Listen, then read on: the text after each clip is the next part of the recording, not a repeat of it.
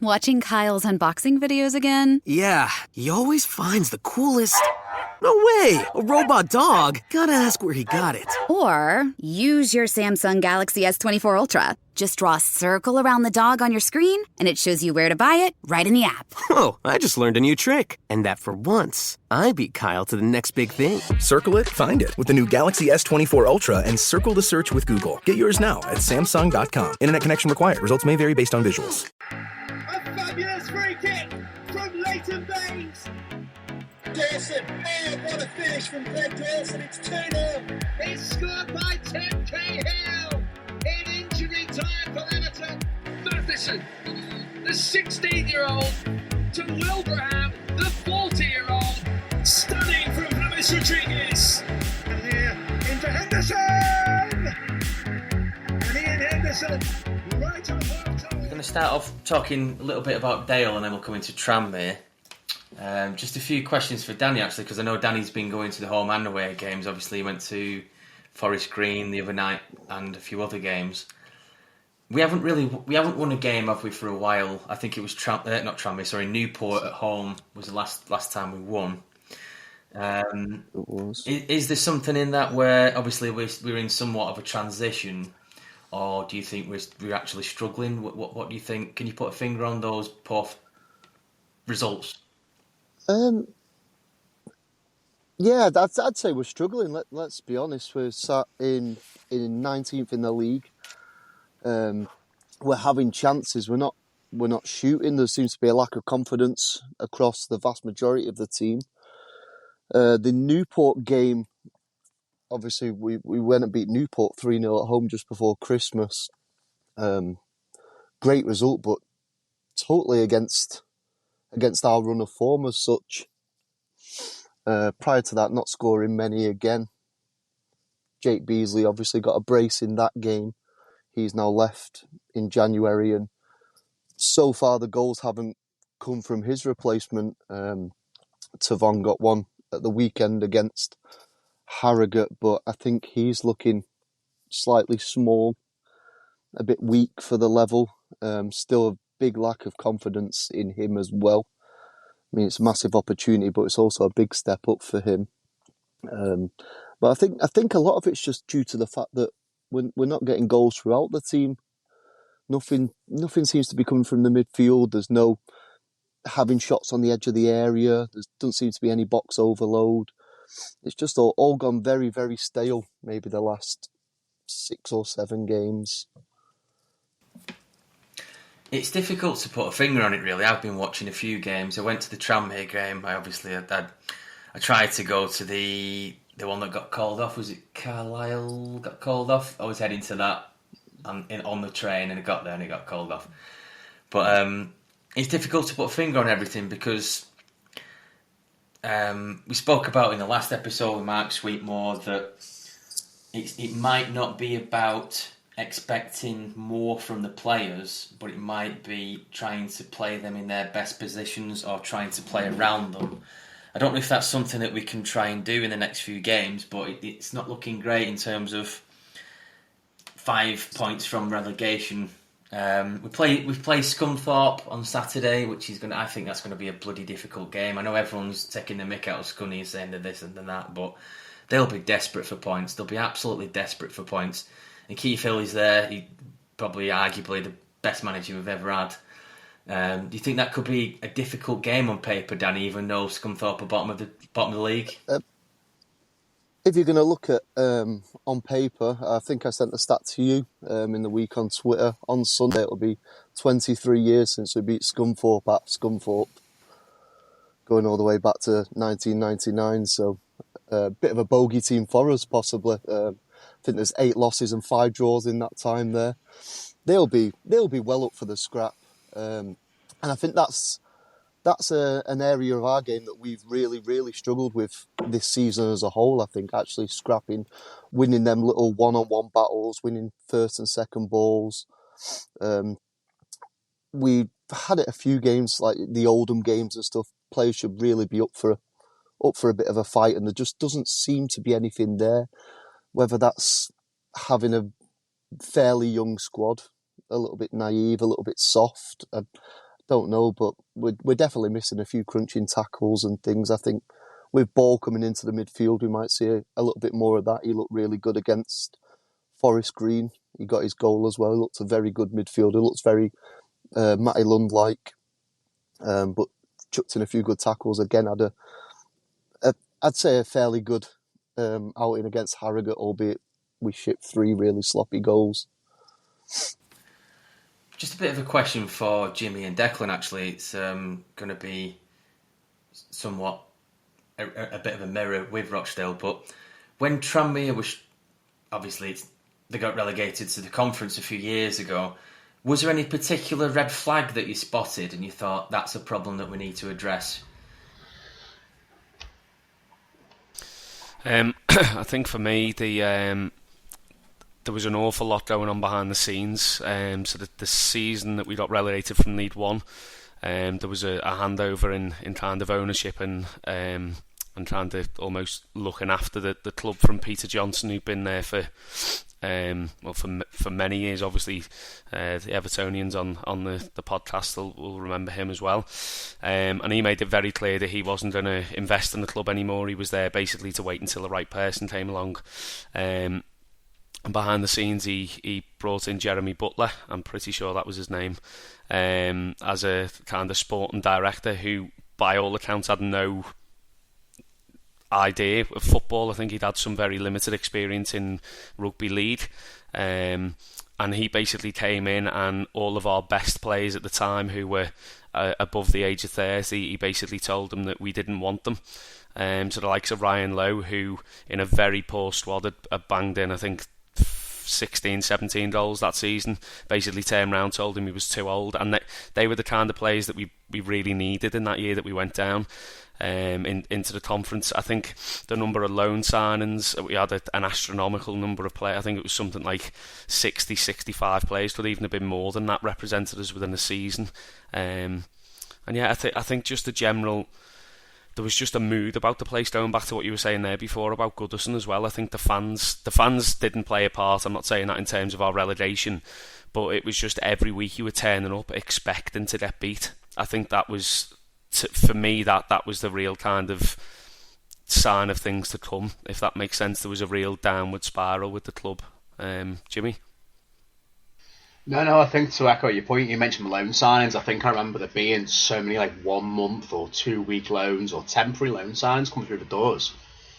That means, one, you're not going to get any squad consistency, and secondly, what's the desire, what's the carrot for those players? They come in for a month and then go back to, say, I don't know, West Brom or wherever they've come from, and it's like, why do they care if Rovers stay up or go down? Because they could be gone, they'll be back in their parent club by March or April.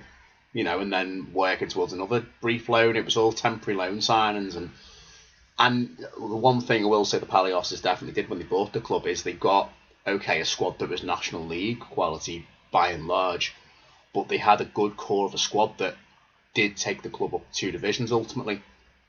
Your Davises, your Norwoods, your bit later on your Jennings and all that.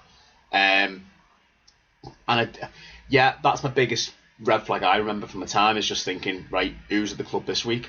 I just imagine the training ground was just like a game of guess who, because you literally did not know who on earth was going to be at the club. For this one's gone back, this one's come through.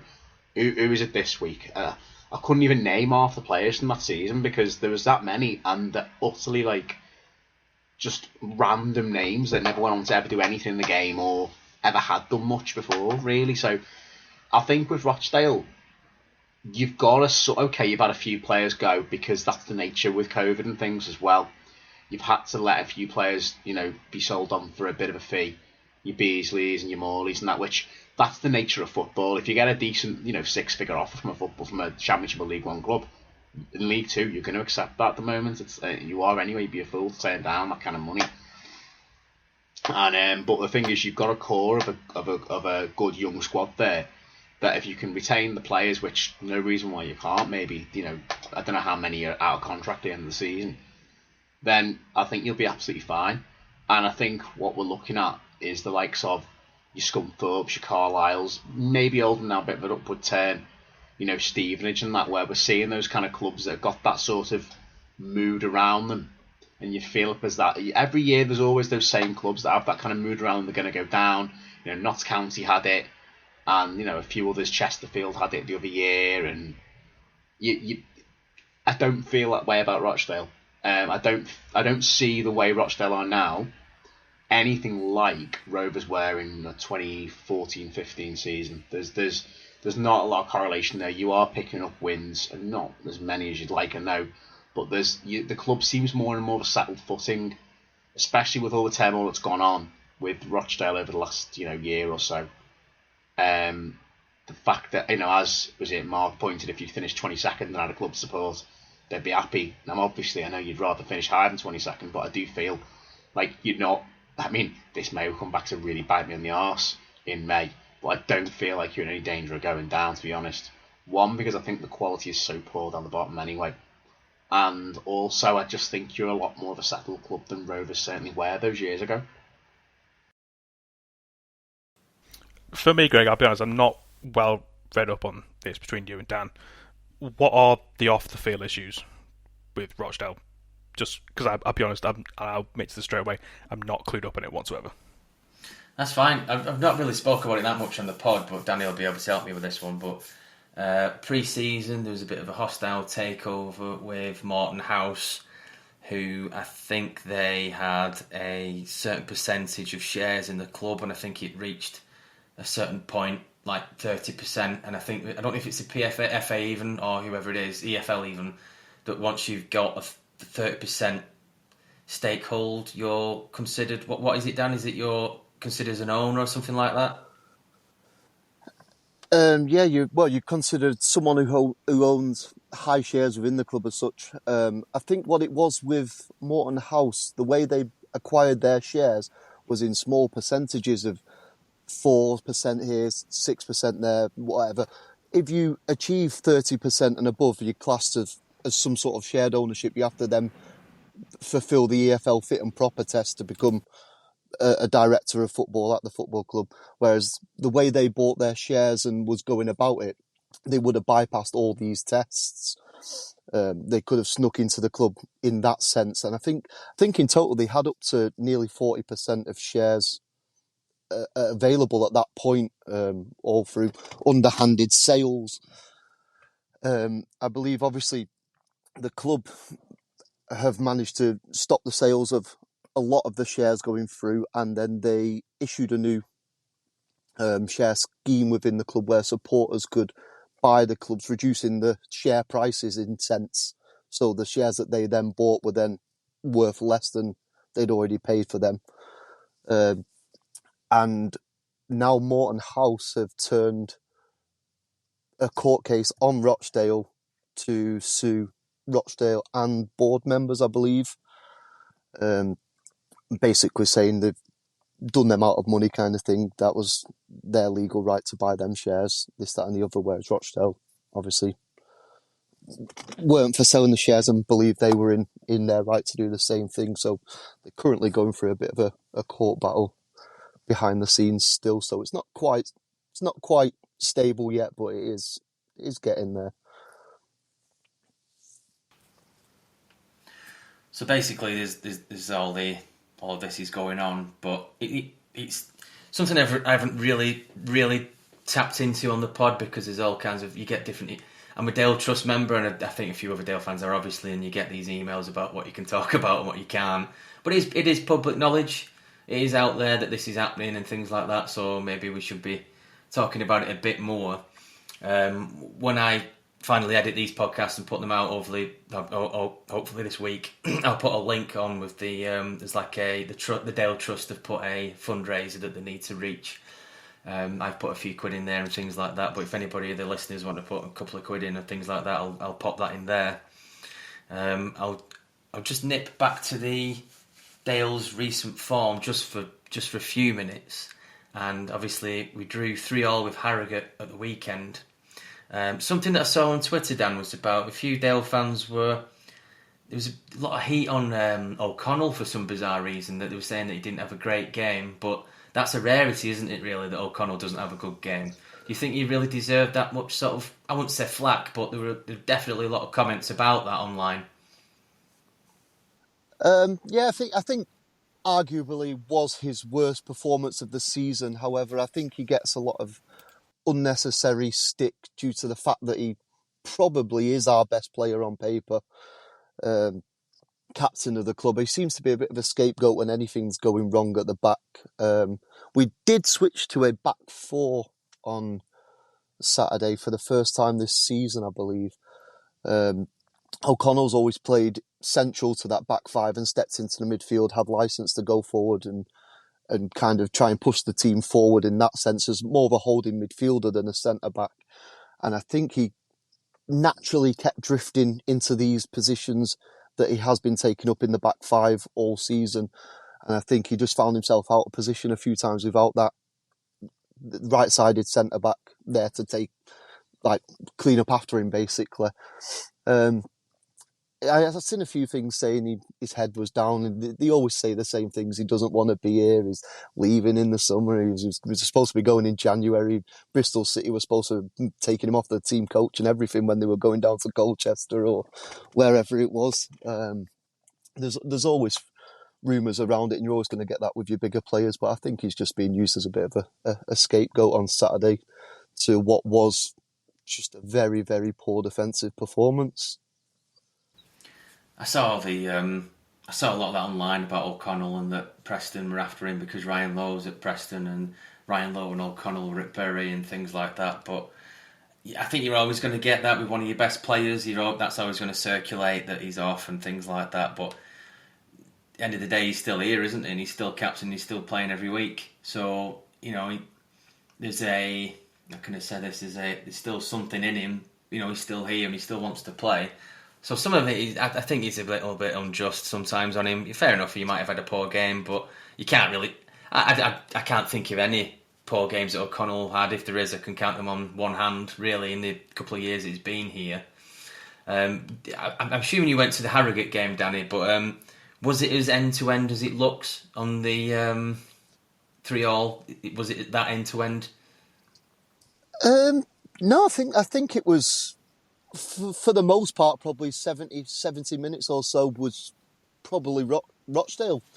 As it has been the story of most games this season, we've had a lot of possession, a lot of chances, and just not actually taking the chances we're creating, basically. I don't really remember Coleman having to make too many saves. I know he conceded 3. They all seem to be defensive mistakes as well. But other than that, I don't really recall many times he was that threatened. I think it was just a story of more of the same this season.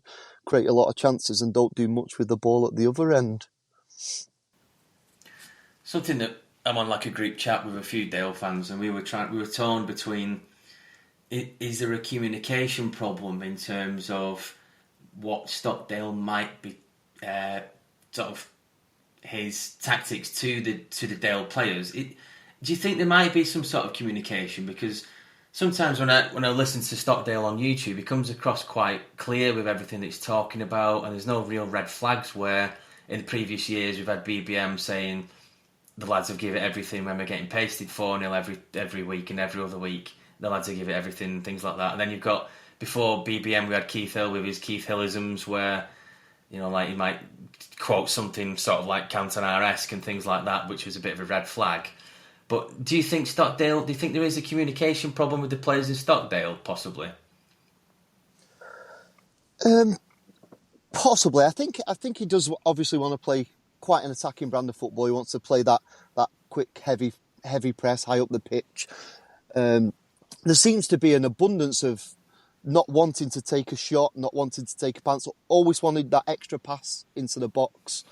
Seem to walk the ball into the goal a lot, but we don't really have the players to do that. And I mean, you said there about Robbie Stockdale's interviews post-match and things like that, and for the first maybe 10, 12 games of the season, I remember listening and thinking he really comes across really well. He talks properly, seems to know where we're going wrong, seems to point out the mistakes, points out the flaws of the game and stuff. And the fans always seem to agree with him. But then next week, nothing happens. Like, nothing changes. It's all well and good saying, oh, we did this wrong. But why is it happening next week and the week after and the week after? I can keep telling you every week that we're falling apart defensively, but until you change it, it's not addressing the situation. It's just merely pointing it out. So I think he does come across really well in the way he speaks. It just seems to be that nothing actually happens the next week, the next match day. It's all more of the same. We fall apart defensively. We have a lot of the ball, a lot of chances, and don't seem to take anything. It's something I picked up on, that I listened to everything on his YouTube interviews, whatever you call it, Stockdale, and it is really clear. But I don't know if that's a tactic problem in terms of, if I can understand it, surely O'Connell or whoever, everybody else can, the players can, but I just can't put a finger on how it's been a good few weeks since we've beat anybody. And really, when you look at that Newport game, that was quite a convincing win. That was 3-0. And it's such a contrast going from beating Newport, smashing them 3-0, which, we don't really do that often, to it's draw merchants, basically. Jimmy's got something to say. Go on, Jim. You mentioned the Newport game, and obviously it was a bit of a surprise that you smash a side that's up the top end of the table. Do you think that's put a bit of extra pressure and expectation on the squad and on the players? From where you were, it's, you've suddenly beaten Newport 3-0, therefore you can beat this lot and this lot and this lot. And the sort of expectations gone slightly higher because of that one result. I mean, those results do happen at any level, don't they? But I don't know what the feelings are really amongst the fan base and maybe the players, whether that's maybe altered expectations somewhat, or is it just because the run of form has been quite poor lately? I think with the actual teams we have beat, I think we've won 6 games all season. I think when we worked out, I think the 6 teams that we actually beat, 5 of them were in the top 7 or 8, maybe around Christmas time.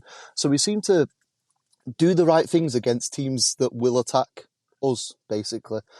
When it comes to actually breaking down a team, anyone that's going to sit in and defend really solid, Tranmere, for example, brilliant defensively, set up nice and solid. We really struggle to break a team like that down.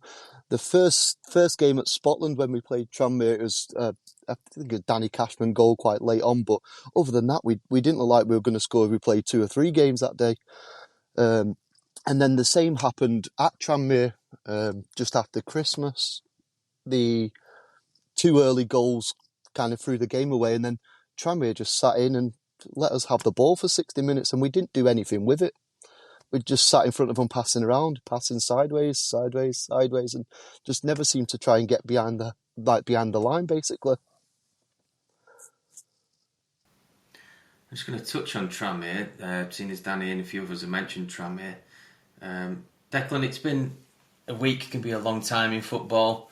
Obviously, Tranmere, Walsall won 1-0 and Hartlepool won 1-0 last night, was it? Is that right?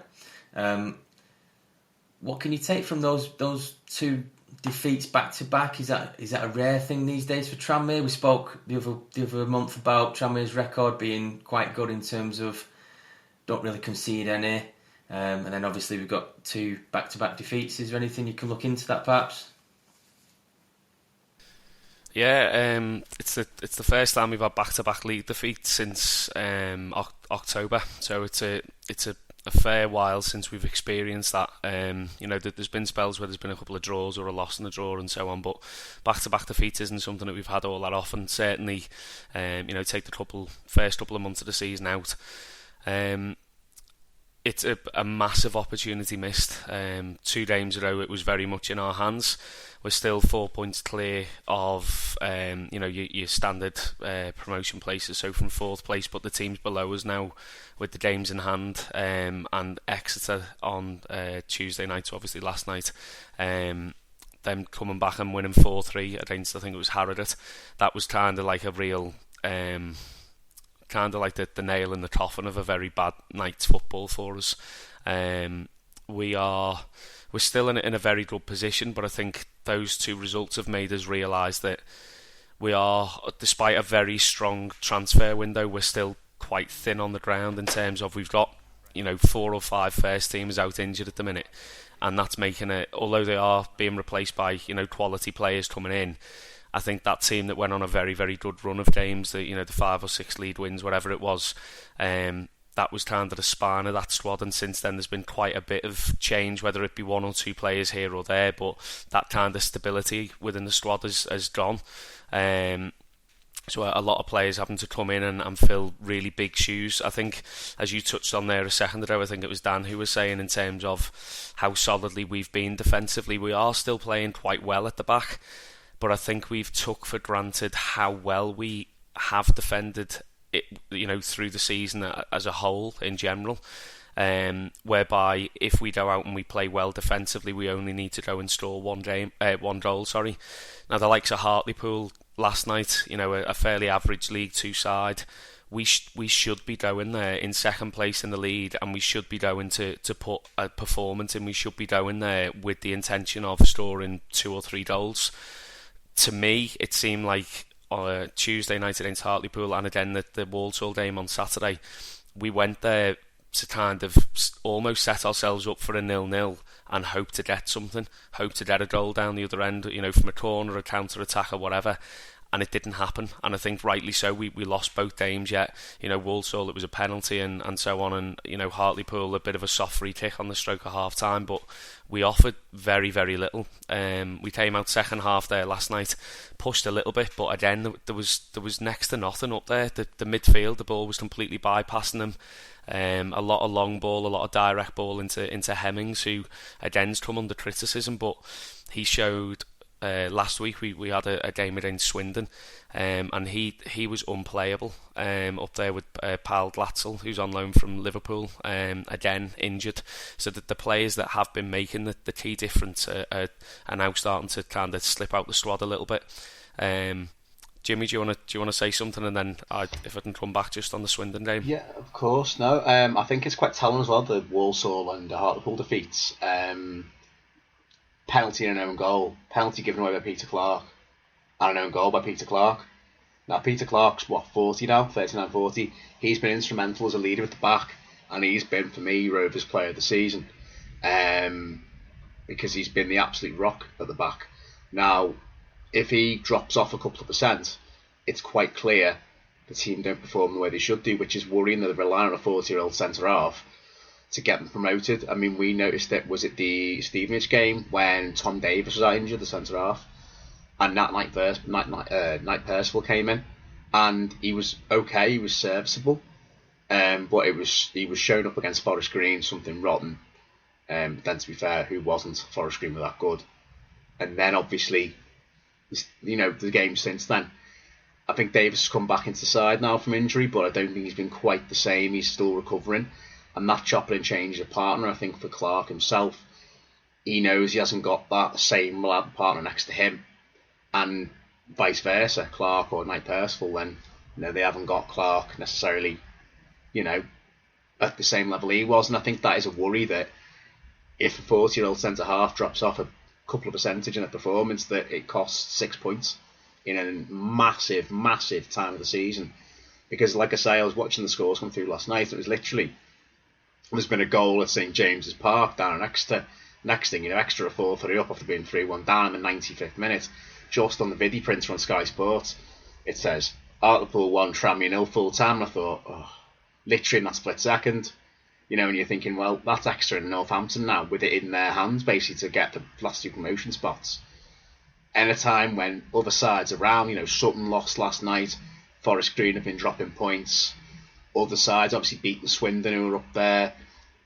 It's I know we've said before, win your home games, draw your away games between now and the end of the season, and you'll be there or thereabouts. But you've got to at least draw your away games. Don't play for a draw though. If it had gone 1-1 and drawn 1-1, it would have been like, okay, not the end of the world. But you can't afford to lose games this time of the season, because the likes of Exeter and Northampton at the moment are looking pretty relentless up the table, and it's frightening. That's all basically pinpointed down to, and I'm not blaming Clark for it, he's been fantastic, but it's worrying that it's pinpointed around one particular player, how we've come about losing those 2 games.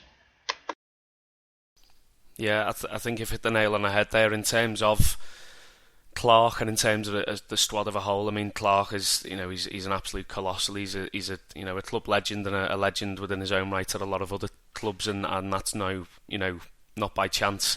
I think the recruitment in January. We do tend to recruit very well in the January transfer window, despite it being, the harder of the two transfer windows to recruit in.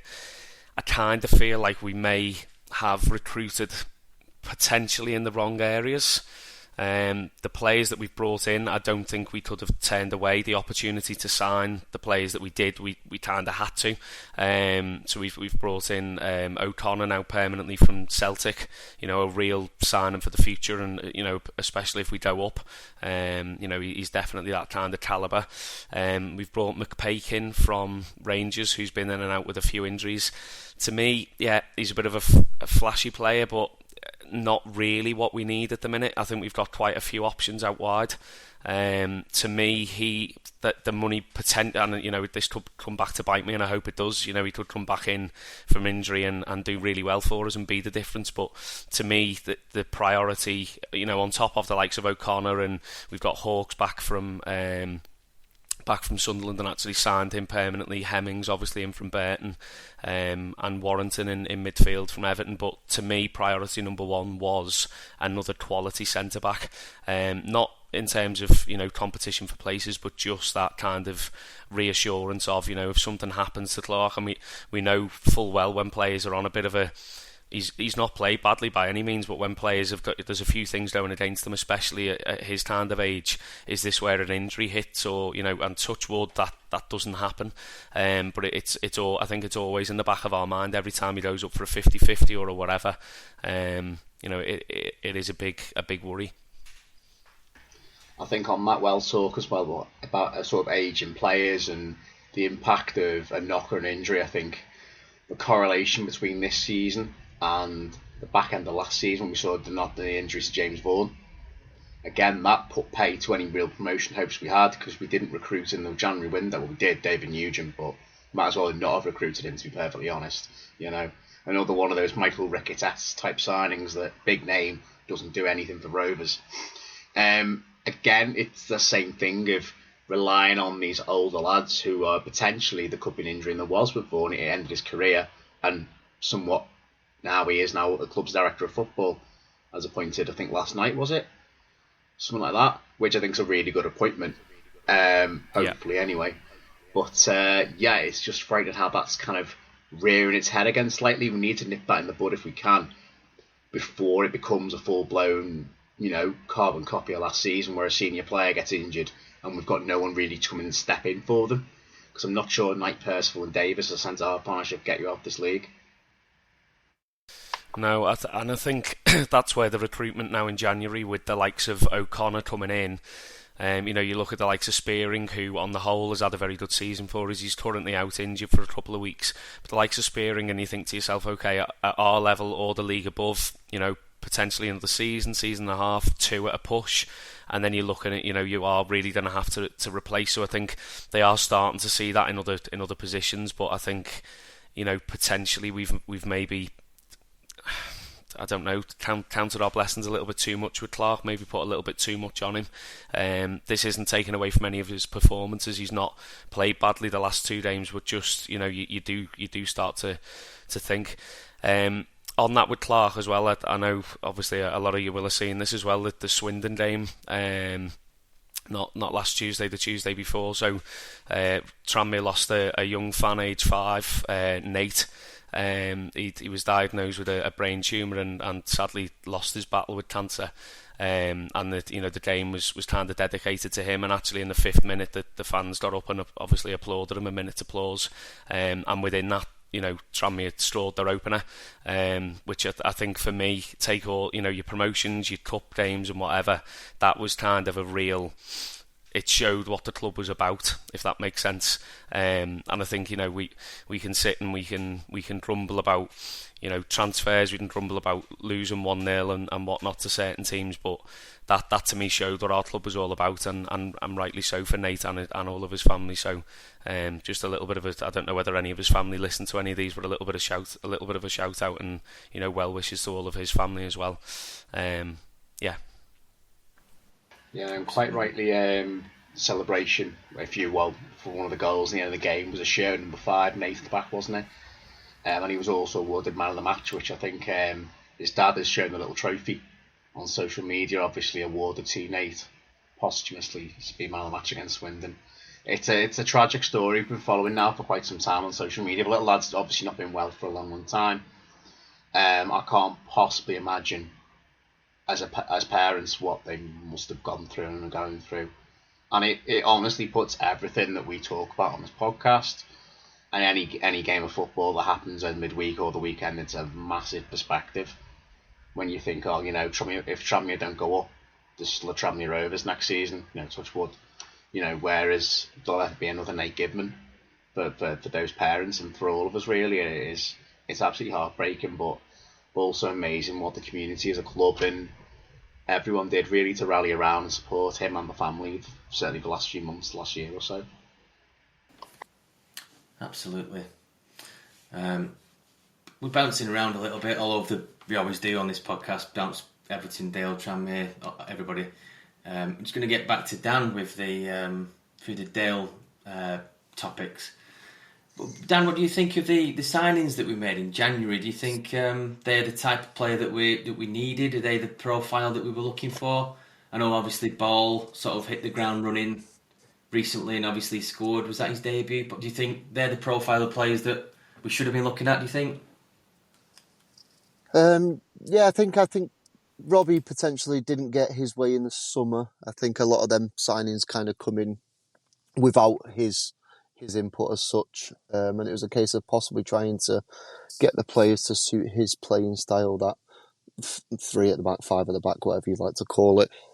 I think realistically we got the best of every position we possibly could when we was actually looking at it. James Ball come in the centre midfield. We lost Aaron Morley, obviously. A decent fee, I believe, for him. Bought James Ball in, and he hit the ground running against Forest Green. He had a really good game, actually. Was there? That was last Tuesday, I believe. He had a really good game, controlled that, and again against Harrogate. I mean, we shipped 3 goals, and he still seemed to kind of shine through. They bought Paul Downing in. That was another one. We needed some more experience at centre-back alongside O'Connell. I mean, for all the experience O'Connell's got, he's only maybe 25, 26 years old.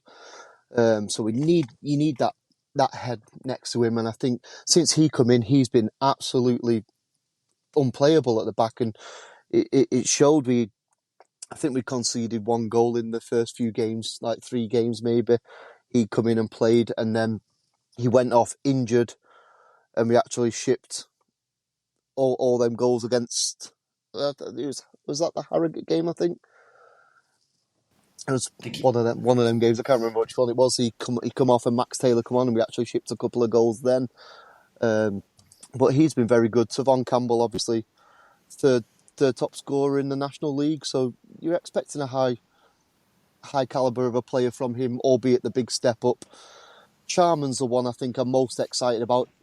Even though he's coming from the National North, he's looked a very good player. He has a big variety in the goals he scores. It possibly sounds a strange comparison, but very Harry Kane-like in the way he likes to play.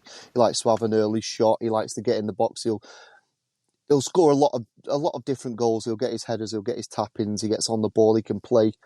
He can hold up the ball. He's very good in that sense. So obviously not the level that Harry Kane's at, but a very similar style of play. I think that the strangest one of the summer was the Corey O'Keefe one. Everyone would probably hate me for saying it was maybe a deal that we shouldn't have done. They've gone and spent a fee, bought him in for 6 months. He's going to leave in the summer on a free after us spending money in January to bring a player in that hit the ground running, and then bar being a little bit aggressive against Oldham, hasn't done a great deal. Should we have possibly gone and looked for someone who's going to stay there for another year or 2? We seem to have wasted potentially a little bit of money bringing him back. And he has been brilliant for the first half of the season, but to pay a fee for someone in January to then only sign a contract till June just seems very strange bit of business.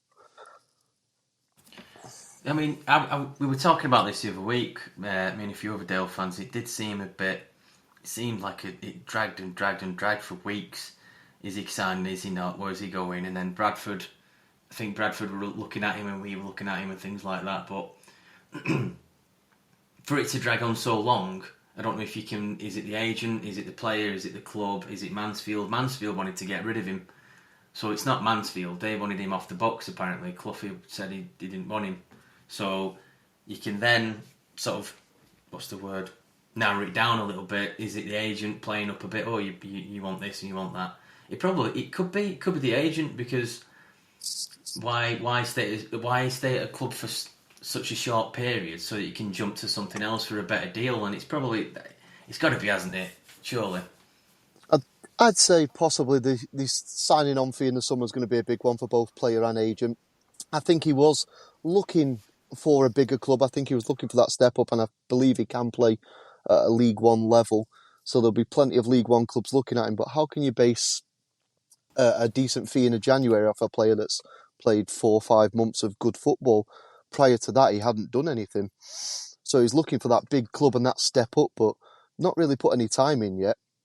And I think Rochdale, at that point, it was towards the end of the transfer window, it was either stay at Mansfield and be stagnant and not get played, because it's well documented, Cloughy didn't want him there, no system for him at the right wing back position.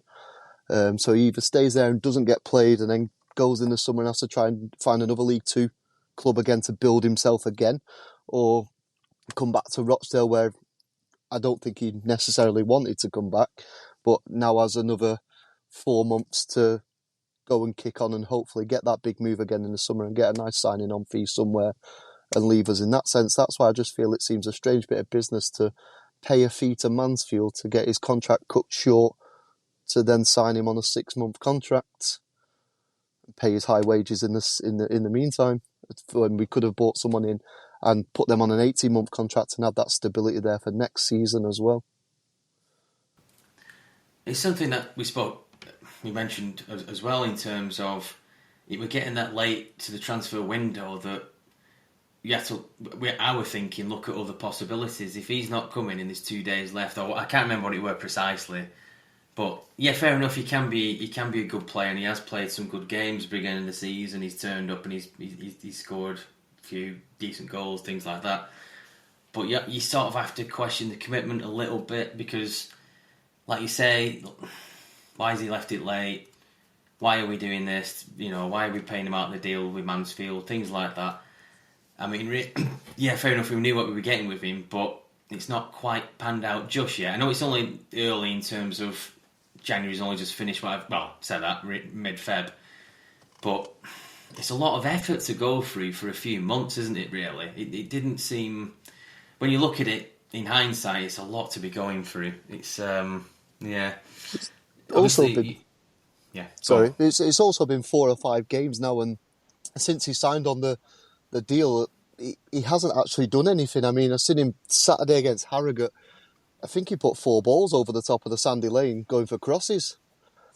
It just seems to be a little bit off the boil, whether that's because he hasn't then trained since New Year's Eve, to the point he then joined the squad back at the end of January. Is he a little bit out of match fitness?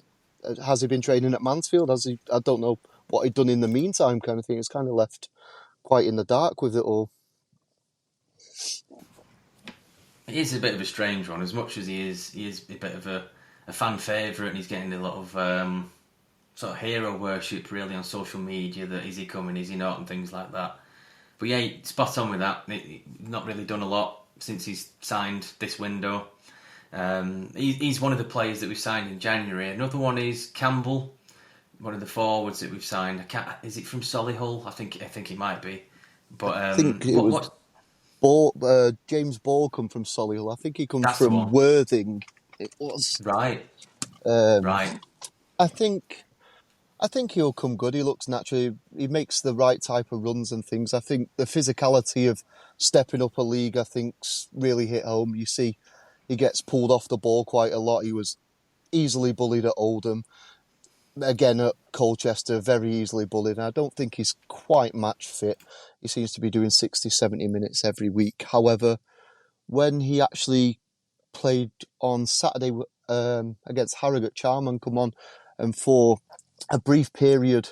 It's about 15 minutes at the end of the game. They was playing two up top with a centre attacking midfielder just behind him in a dough. He actually linked up really well and looked well with somebody alongside him. So whether it's just the fact that he's been very isolated, playing one up top and two very wide players that aren't natural wingers as such in Newby or a Doe or whatever. They're more attacking players than a winger. So they're never looking to get the ball into him. And I think he wants it into his feet a lot and he likes to play off that second striker. It's something, obviously, we spoke about. We got down in January as well on loan. We don't really have a right lot of experience. I think Jimmy touched on it before, that we're quite young in terms of squad. We don't have the McShane or the Wilbraham, Henderson. I can't think of anybody else. We have done great couple of years with young players and they're full of energy. You could say like Matheson, full of energy, bang, look at that, we sold him for $1 million, things like that. You think that's something we could probably do with Charman or Campbell, or do you think they're a bit too old? Do you think these are players that we're getting in and hopefully, that's the... we usually sell a player for decent money every 18 months or something like that. Do you think that's what we're looking for with these as well? No, I think with Charman and Campbell, I think they are hopefully going to get a season or two out of them, a good quality season or two out of them before leaving to go elsewhere. Anyway, let's be honest, we're in League Two. Any player that's worth his salt and can move on upper leagues, you can't hold anybody back, and that's the point. You have to sustain yourself through sales as well. I think very fortunate with the Matheson deal as well. Everyone always seems to touch on that because it was £1 million. Realistically, I think he played 16, 17 games for Rochdale. Didn't actually do fantastic. Scored 2 goals. The one against United seemed to catapult him into stardom. Hasn't done anything since. A very bang average in Scotland, now struggling again. He's just got a loan move to Scunthorpe and not doing great there either. So realistically, was he worth £1 million? I think we got very fortunate on that. But I think there's a few players there looking for the future. I think your strikers are always going to go. Football sells on goals, doesn't it? So if they score a few goals, there's always going to be interested parties. Whereas I think people like Ball, when they brought them in, I think he's looking at longevity for people like that. I think that's spot on. Obviously with Matheson, you're spot on with that. It's a strange one because, he was a fan favourite and he was young and he was good to some degree, and obviously he scored two or three goals and what have you. But it seemed like he peaked so much after that United game when we scored, and then it sort of, that was it then. And obviously, I think he's, like you say, he's played in Scotland, he's at Scunthorpe, but crikey, to get £1 million for him, as much as, I'm not slagging him off or anything, but he's not, how can I say this? He never stayed in the Wolves setup, or he was never pushing for the 11. He might have been on the bench a few times, but crikey, when you look back at that, you think, bloody hell, we've done well there. Jesus. Yeah, he's not exactly had a stand-up career, you'd have thought. It's not taken off the way that you'd have hoped for him, really. Matheson's an interesting one, that. He's, like I say, 9 appearances in the Scottish second division for Hampton Academicals, hardly, much to write home about. I mean, and then obviously he bought with the Football League with Scunthorpe, and you thought when you signed by Wolves, you'd think, at least to get a good championship loan or, something like that. But he just hasn't kicked on anything like. But then he's still only young, isn't he? So there's still plenty of time. I think the one thing... Sorry, go on, Dan. No, I was going to say, I think with Scunthorpe as well, I think the only reason he actually goes to Scunthorpe now is because Keith Hill's obviously gone there and knows, and he feels he can trust him. I don't know if anybody else is going to take that gamble in him. And then what does he do with Wolves? Where does he go from there? No, I think you're spot on with that, because Hilly's in the January transfer window. He seems to have recruited a lot of ex-Dale players. I think Pike's there. There's the other lad that were at Bolton. I forgot his name. Is it Delaney? I think he's at Scunthorpe. Matheson. So he's done a cull of ex-lads who he probably knows to some degree. Yeah, they're not that great, but I think he probably knows what he's going to get from them. Feeney from Tranmere as well. Yeah, that's another one. So he's got somewhat of a network that he's working with Hill, and he's using that, isn't he, in some respects. Yeah, I think when you're in that position, you just want bodies in the door that can put up a bit of a fight for you and just try and get you out the mess. At the end of the day, it's not necessarily about you've got to have quality, don't get me wrong, but you want just a good group of lads that will get you out the mire at that level. I think that's what it is. Bouncing around again, but I'm going to come to Declan a bit more Tranmere. I think for Dale, I think we've got 18 games left. I think that's got to be the same for Tranmere. What your expectations are that you could sort of like isolate those 18 games as we've got to do this, or what could you do with those 18 games, you reckon? There's been quite a bit of chat around this, and again, you normally have that kind of 45-50 point margin to stay up and what's normally needed for playoffs, automatics and whatever. And I was reading on Twitter earlier on, of the games that we've got left, I think we can afford to lose 4, pick up a few draws, and we've got to win the rest. Looking at the fixtures that we've got coming up, that's a big ask. And a lot of these teams are away from home as well, which is not, it doesn't play into our hands at all. Our away stats aren't great this season. We've had years where we've been untouchable on the road and terrible at home. And this seems to be very much the reverse of that. I think realistically, if we don't get playoffs, it's a disaster. Am I saying that's going to happen? No, I think we are. We should be okay for playoffs as a minimum. My worry is if we don't get automatics, having been there for so long, are the players then going to start dropping off? Are they as sharp as they could be? Possibly not. And that is always the danger. I think I'd always want to be in and around that 4th or 5th bracket, and then start pushing on, around the Easter mark, really. I think it's always harder to sustain being in those places than it is to push into them later on in the season. I think we've seen that an awful lot, and we see that a lot at our level. Certainly over the last few years, it tends to be the sides that are in the playoffs that push on for automatics and so on. So, I really hope and pray that we're not going to be that team that kind of falls away and flits away, and we have been that in the past. I think if the injuries that we've got aren't too bad and we're back to kind of almost a full strength squad in another 2 weeks, maybe week and a half, 2 weeks, I think we're definitely capable of staying up and around there. Realistically, are Northampton and Exeter both going to win their 2 games in hand, and then us not get anything against them?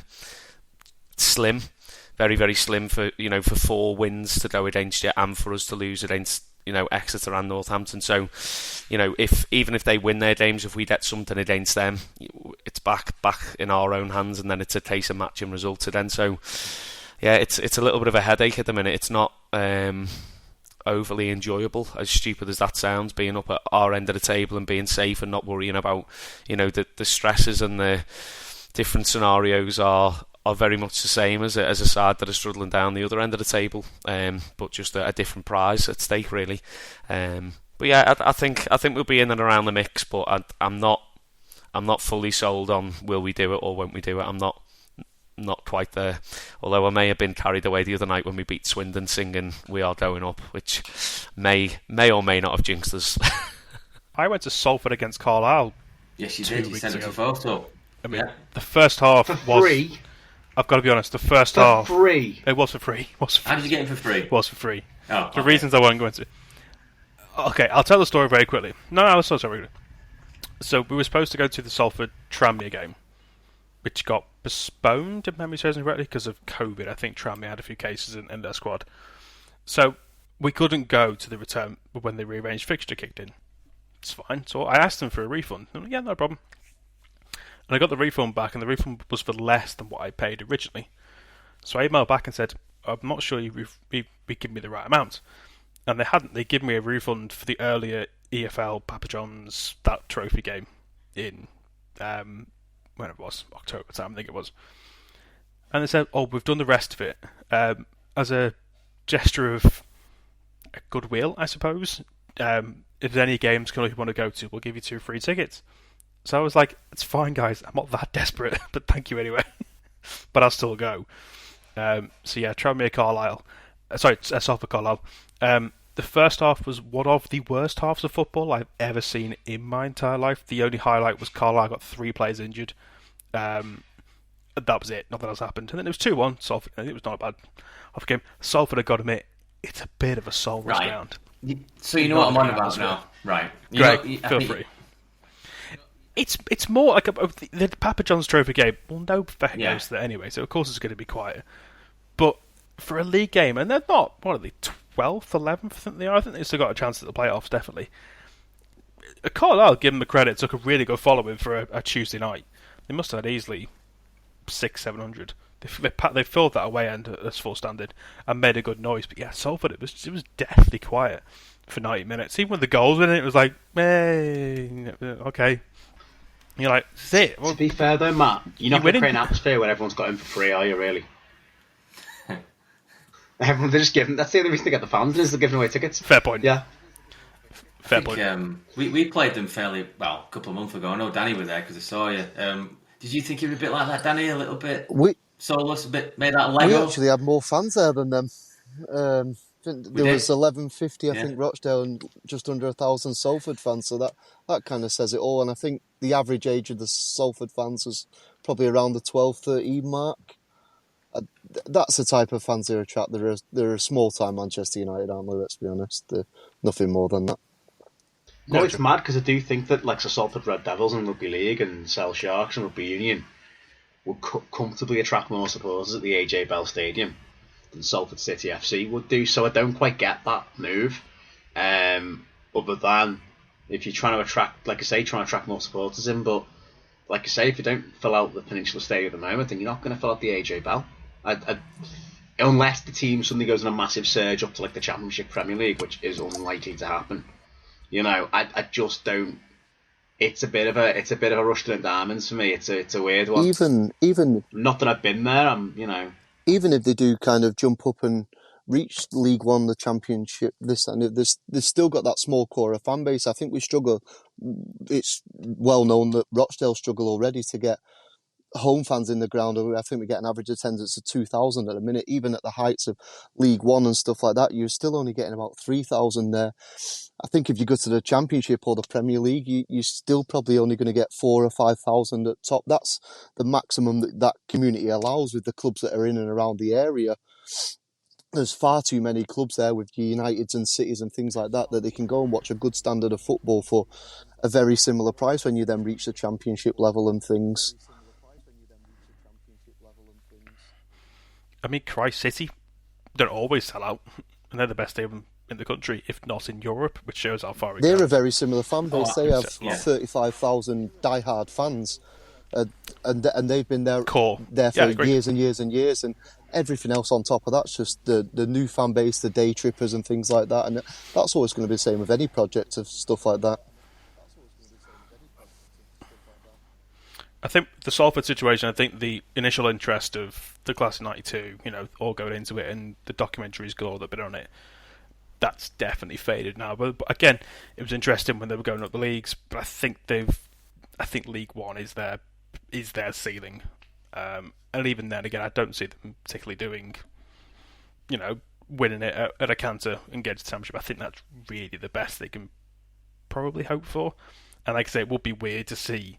It's not unheard of. We've had Championship teams who have had 2,000 in a game, whatever else, but it does seem it's a very, very small core of fans who go, and it was, barely made the noise for 90 minutes. It was sort of sat there going, was this it? I thought you guys were supposed to be an alright, decent side. It's like, at least even when Tranmere weren't particularly brilliant, you would still be getting a good few thousand in who would make a decent noise out of it. But yeah, it felt very, very quiet.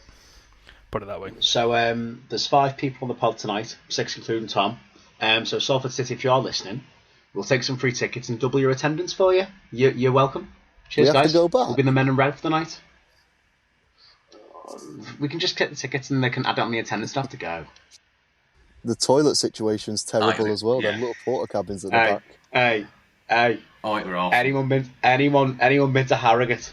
No, I haven't. I don't know if Danny. That was an experience. That was literally just corrugated iron steps. You were packed in 700 Rovers fans on a Tuesday night. One toilet for 700 fans. Or it was something else. the worst, Matt and I will have to agree, has to be Gretna. When Gretna FC were a club. Oh, Jesus. I forgot about Gretna FC. The original Gretna FC that rose up to the Scottish, I was too young Scottish for that Premier League and the Scottish Cup final literally was just on a wall, like you say, open air. There was no toilet. It was just, it was a... I heard insults the other day that I've never heard repeated since. I've never gotten to anything. Yeah, we want to watch Gretna. I've heard things at football grounds before, but we want to watch Gretna v Ross County in 2007 in the Scottish Second Division. Oh my word! It was a hell of an experience. It was hilarious. They won, didn't they? Was it 3-0? Something like that. They won. 4-1 was it? And it was a decent game. But yeah, those toilets were horrible. I've been to clubs which have had nicer toilets, and that's saying something. As in nightclubs. The crazy house's floor was nicer. That's for anyone to get. Yeah, if you know the Cray, like we know the Cray, well, you're probably still stuck to the floor. Greg, for you, the Cray's 5th Avenue. Oh yeah, I couldn't get that. The Scouts recently shut down this week, 5th. The Scouts shut down that week, hasn't it? Scouts hasn't it? Yeah, 5th is gone. Yeah, 5th's gone. It's been closed for ages. Back in its day, it was good. But been condemned. 2005 or something, it was shit out, but I've not been since. So maybe it wasn't. Yeah. Literally shit out. Just full of shit. It's a bit like Rafa, really. Hey. Rightio, chaps, we'll wrap up there. With Crikey, we've done, obviously, 2 episodes in one night. Just like to thank everybody for popping on. I'd like to thank Dec for coming back on again, talking about Tranmere. We'll have you back on in next month after, whenever you want, really, whenever you want. I'd like to thank Danny for popping on, first time, for Danny Dale fan. We'll have you back on if you want to come back on again. We've also had Tom, but Tom had to go in the first hour. Obviously, different commitments. We've all got different commitments. Just like to thank Tom. I also like to thank Jimmy and Matt. Obviously, we've been doing this for a year now, which seems bizarre in just on paper. That sounds mad that we've been doing podcasts for a year, but we peaked around June last year. I reckon we peaked. Yeah, I think we peaked. What do you mean? We've been getting better and better ever since. I mean, to be fair, how did we get 6th in that? I'm gonna say we're actually getting guests on now, whereas it used to be the 3 of us to start off with. So you can imagine how that went for the first 3 episodes. That's a good point. That's a good point. The first one was on Zoom. Chaos on Zoom. The Zoom ones were absolute carnage. So please download us. We want to try and beat 6th in the whatever charts we were 6th in, the Europa League spots, whatever it was, playoff places. I swear those charts are made. I don't think they're even real. I don't know what they are, but can you get us up as high in as many charts? I don't even care for high up in the French politics charts, but at this point I don't care. Just get us high up in charts. If you want to follow us on social media, we're on Twitter, Facebook, Instagram, and Spotify, and everything else. I managed to blitz it all up. Oh, we need TikTok coming soon. Yeah. Oh, you TikTok dancers galore. Yeah, the Men in Blue TikTok dancers. I don't know what that is. I would never have a clue with TikTok. It would be horrific. Oh my god. Yeah, oh my god. It's brilliant. Everyone do the Keith Hill dance. That'd be brilliant. Oh my word. Sports Social Podcast Network.